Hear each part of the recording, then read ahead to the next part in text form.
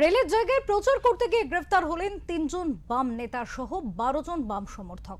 সোমবার সকালে বারাসাত স্টেশনে বারাসাত বিধানসভার প্রার্থী হেমন্ত দাসের সমর্থনে বাম কর্মী সমর্থকেরা লিফলেট বিলি করছিলেন। প্রথমে আরপিএফ এসে বাধা দেয়, সেখান থেকে সরে যেতে বলে। তারা দীর্ঘদিন ধরে করে আসছেন এমনটাই দাবি করে প্রচার করতে থাকলে সেখান থেকে ১২ জনকে আটক করা হয়, যদিও পরবর্তীতে তাদেরকে ছেড়ে দেওয়া হয়েছে। ওই প্রচার কর্মসূচি সম্পূর্ণরূপে বন্ধ হয়ে যায়। তবে বামেদের অভিযোগ, তৃণমূল বা বিজেপি যখন এই ধরনের প্রচার করে তখন তাদের বাধা দেওয়া হয় না, কিন্তু বাম সমর্থকেরা প্রচার করতে গেলে তাদের আটক করা হয়েছে।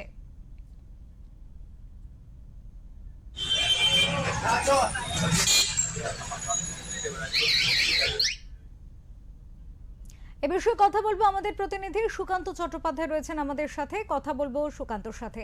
সুকান্ত, প্রচারে বাধা এবং সেক্ষেত্রে রেলের জায়গায় প্রচার করছিলেন, লিফলেট বিলি করছিলেন বাম সমর্থকেরা, তাদের অভিযোগ রয়েছে একাধিক। এ বিষয়ে জানবো তোমার কাছ থেকে। এখন প্রথমে বলে রাখি যে ২৯ তারিখে বারাসাত বিধানসভার যে নির্বাচন তার প্রচারকে ঘিরেই কিন্তু আজকে অশান্তির সূত্রপাত। বারাসাতের বামফ্রন্টের প্রার্থী, বামফ্রন্ট সমর্থিত ফরওয়ার্ড ব্লক প্রার্থী হেমন্ত দাস, তার সমর্থনে কিন্তু যখন ফরওয়ার্ড ব্লকের নেতা বাম নেতা প্রচারে বেরিয়েছিলেন এবং বারাসাত স্টেশন চত্বরে যে হকার রয়েছেন তাদের কাছে গিয়ে সেই প্রচার বার্তা পৌঁছেছিলেন, সেই সময় আরপিএফ এসে প্রথম বাধা দেয় এবং তারা বলে রেলের জায়গায় কোনো রকম নির্বাচনী প্রচার করা যাবে না। তখন এই বামফ্রন্টের যারা প্রচারের নেতৃত্বে ছিলেন তারা তাদের সাথে বচসা বাঁধে। তার পরিপ্রেক্ষিতে তাদেরকে গ্রেপ্তার করা হয়। মোট ১২ জনকে, প্রার্থী সহ মোট ১২ জনকে গ্রেপ্তার করা হয়। কিছুক্ষণ পর তাদের ব্যক্তিগত বন্ডে তাকে আবার ছেড়ে দেওয়া হয়। এরপরেই বাম নেতারা কিন্তু অভিযোগ করেন যে ট্রেনে ট্রেনে প্রচার করছে বিজেপি তৃণমূলের প্রার্থীরা, সেই সময় তাদেরকে কিন্তু কোনো রকম বাধা দেওয়া হচ্ছে না, কিন্তু বামফ্রন্টের কেউ যদি করছে তখন সেখানে বাধা দেওয়া হলো। এবং বিগত দিনেও কিন্তু বামফ্রন্টের নেতারা কিন্তু এইভাবে ট্রেনে বা যে স্টেশন চত্বরে প্রচার চালিয়েছিলেন, সেটা এবার তারা করতে পারলেন না। এবং এই অভিনব যে ঘটনা, এর প্রতিবাদে কিন্তু তারা নির্বাচন কমিশনকেও কিন্তু লিখিতভাবে জানাবেন এমনটাই জানিয়েছেন।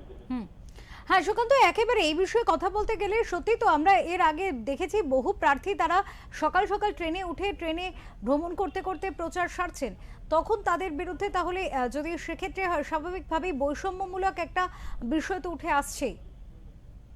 দেখো, আমরা এর আগেও যে গতগুলি নির্বাচন হয়েছে, বিধানসভা হোক, লোকসভা হোক, পৌরসভা হোক, যারা যে নিত্যযাত্রী তাদের মধ্যেও কিন্তু দলীয় প্রচারের জন্য সমস্ত দলের প্রার্থীরাই কিন্তু ট্রেনে, রানিং ট্রেনে শিয়ালদাগামী বা শিয়ালদা থেকে বনগাঁ কৃষ্ণনগরগামী যে ট্রেনগুলি রয়েছে সেখানে তারা প্রচার করতেন এবং যে তাদের এরিয়া অর্থাৎ বিধানসভা বা লোকসভা এরিয়ায় মধ্যেই তারা আবার নেমে পড়তেন। কিন্তু এই যে আজকের যে ঘটনাটা বারাসাতে ঘটলো, এটা কিন্তু একটা বিরল ঘটনা এবং এটা নিয়ে বামফ্রন্টের যারা নেতৃত্ব তারা কিন্তু নির্বাচন কমিশনকে জানতে চাইবেন। প্রয়োজনে তারা আদালতে শরণাপন্ন হবেন যে বিশেষ কোনো দলের ক্ষেত্রে ছাড় আর বামফ্রন্টের ক্ষেত্রে সেখানে আটকাতে হবে, এই জিনিসটা তারা কিন্তু কোনোভাবেই মেনে নিচ্ছেন না বলে জানিয়েছেন। অনেক ধন্যবাদ সুকান্ত, তোমাকে অনেক ধন্যবাদ।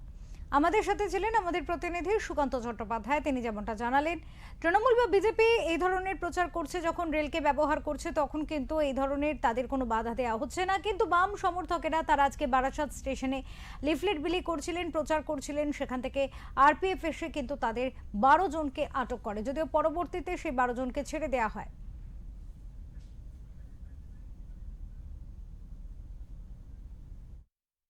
বামফ্রন্টগত ভাবে আমরা প্রচারও যেমন করি, রাস্তাঘাটে হাটে বাজারে যে প্রচার করি সেই প্রচার আমরা করছিলাম। বারাসাত বাজার ওপারে মহামনসা মিষ্টান্ন ভান্ডারে বাজারে আমরা প্রচার করছি। প্রথমত আমাদের ছেলেরা বলছে অন্যান্য রাজনৈতিক দল যদি তারা ট্রেনে প্রচার করতে পারে আমরা কেন পারবো না, সেই বিষয়ে তারা দু একজন আমাদের কমরেডরা তারা এসে প্রচার করছিল। তারপরে যে ঘটনাটা হয়েছে সে ঘটনা আপনারা সবাই শুনেছেন। সেই জায়গায় আমরা এটা বলতে পারি ভারতবর্ষের সরকারটা চলছে একেবারে স্বয়ংশাসিত সংস্থা যেগুলো আছে, নির্বাচন কমিশন বলেন, সবই ওদের অঙ্গুলনের কাজ করে। সিবিআই, ইডি সম্পর্কে আমাদের রাজ্য না, সারা ভারতবর্ষের মানুষের ধারণা হয়ে গেছে ওরা পক্ষপাতপুষ্ট সংসদীয় সংস্থা না। ঠিক রেলেরও ঠিক দেখছি, বিজেপি ওদের দল যে দখল করে তখন কোনো ক্ষতি হয় না, কিন্তু লাল ঝান্ডাকে দেখলেই ওরা কেন রেগে যাচ্ছে সেটা এ রাজ্যের মানুষ সেটা বুঝতে পারছে।